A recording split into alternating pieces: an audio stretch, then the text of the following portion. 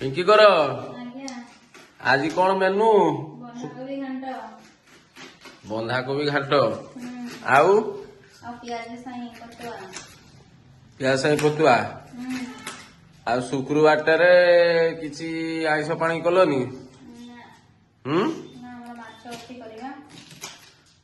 ମାଛ ଅଛି?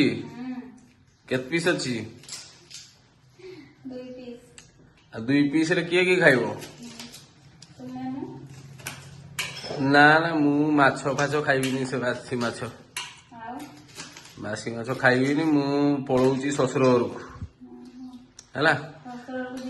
ଶ୍ୱଶୁର ଘରକୁ ପଳଉଛି, ଟିକେ ଫୋନ କରିଦେଇଥା, ଟିକେ ମଟନ କରିଥିବେ ଆଉ ହେଲା।